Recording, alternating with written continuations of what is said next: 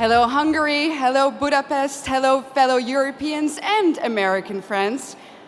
Thank you so much for having me. Allow me to skip formalities for a moment and dive right into a subject that is not so cheerful, but very, very necessary to discuss. Let me walk you through the past 7 days in Europe. This week in Stockholm, 3 elderly women in their 70s were stabbed in broad daylight on the streets. In London, 4 people were stabbed in a time span of just 42 hours. In Paris, hundreds of African migrants took to the street to riot. And in Brigalow, also in France, yet another church was burned down to the ground. And that, ladies and gentlemen, is just a few incidents in just a couple of days on our beautiful continent.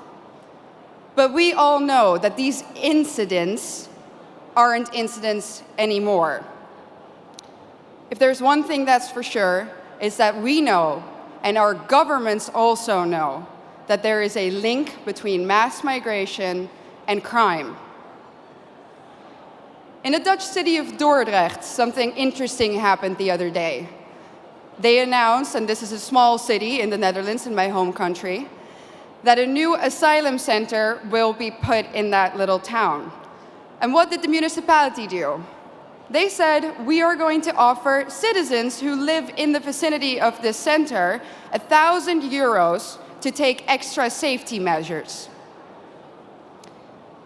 Our new reality in Europe consists of frequent rapes, stabbings, killings, murders, shootings, even beheadings. But let me be clear about one thing. This did not used to happen before. This is a newly imported problem. Samuel P. Huntington predicted this over 25 years ago when he wrote, and I quote, "In the new world of mass migration, the most pervasive, important and dangerous conflicts will not be between the social classes. They will not be between the rich and the poor. They will be between peoples belonging to different cultural entities. Tribal wars and ethnic conflicts will occur within civilizations." Well, boy, was he right. And the worst part is, we as a society seem to have become indifferent to it. When another white boy or a white girl dies at the hand of an immigrant, we might shake our head, we might let out a sigh, we might even get angry for a minute or two, and then we go on with our lives. We offer the family thoughts and prayers, but nothing ever changes.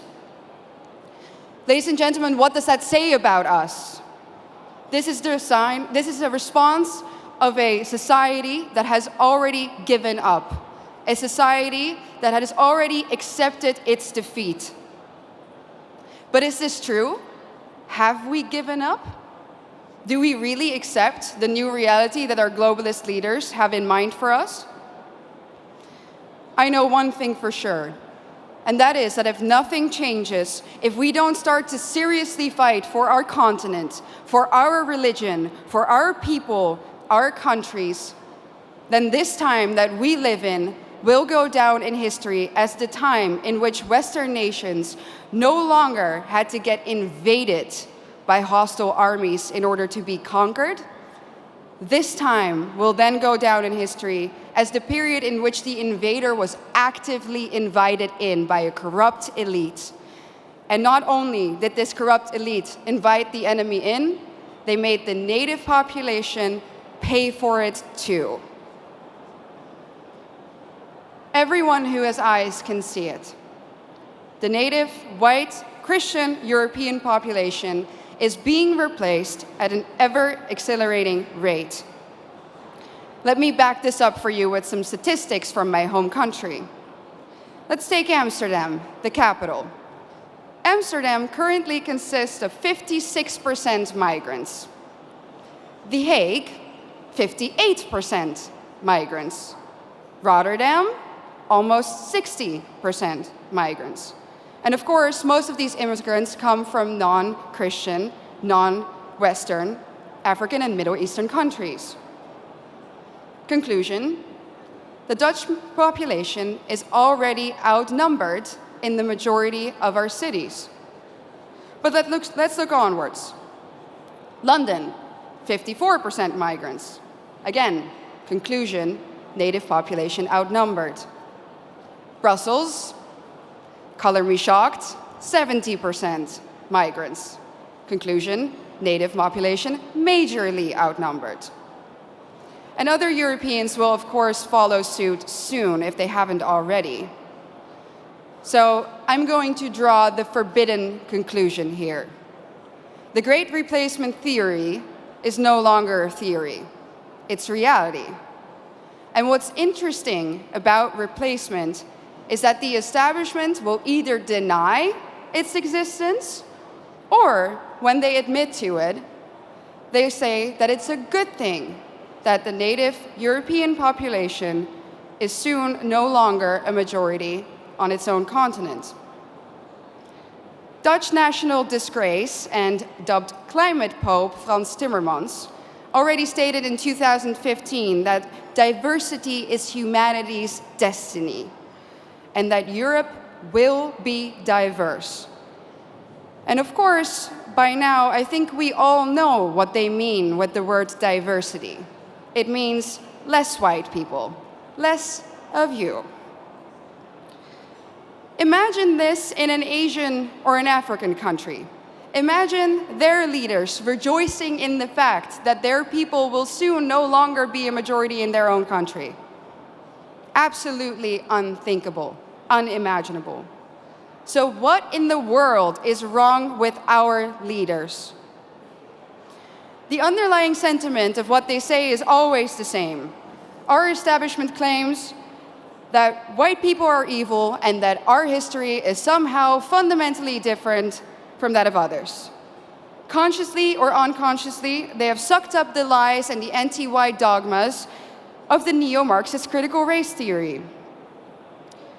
That's why the totalitarians in Brussels are trying to force you, the Hungarian people, a sovereign nation, to accept immigrants despite the fact that the population has said no, and so has the government. But make no mistake, the majority of the Dutch people haven't asked for this either.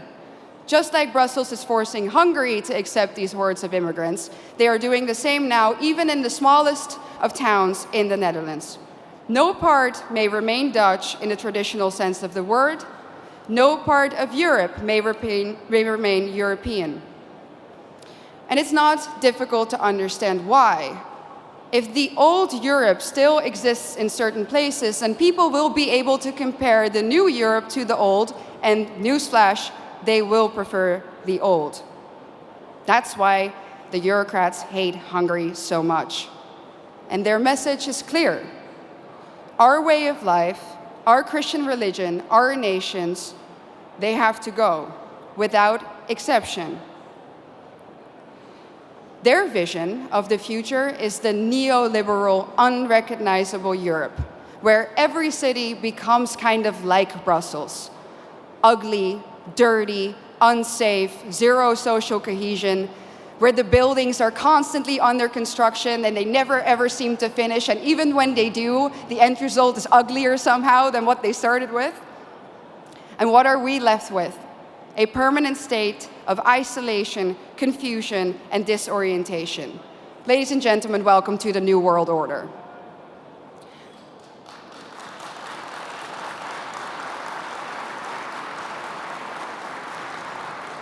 So what's the antidote? A strong Christian Europe of sovereign nation states. That's why we need to outright reject the lie that nationalism causes war. It's not nationalism or national sovereignty that causes war. It's expansionism. And where in Europe do we find that nowadays? In one place and one place only: Brussels.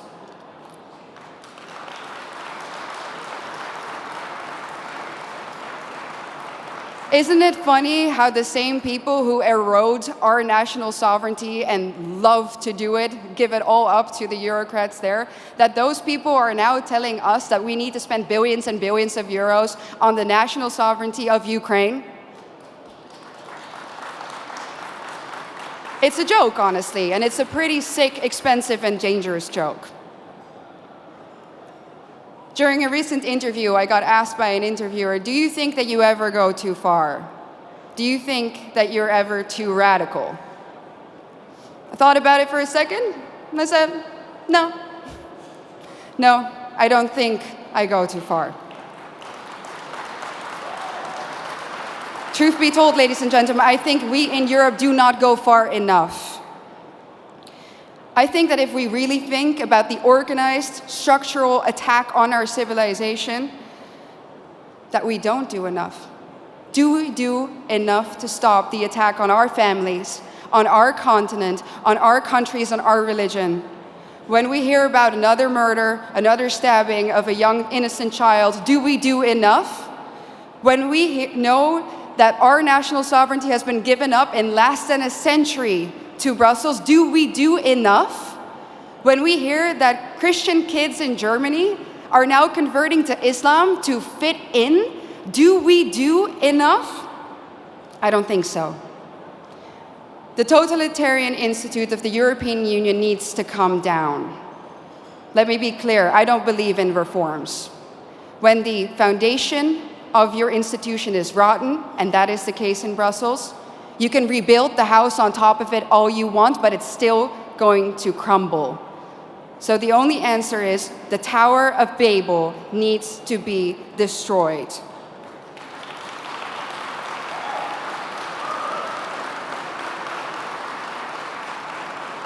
Ladies and gentlemen, we are the daughters and sons of the greatest nations on earth.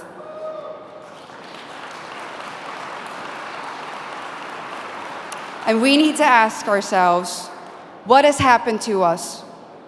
Where do we come from? And more importantly, where are we going?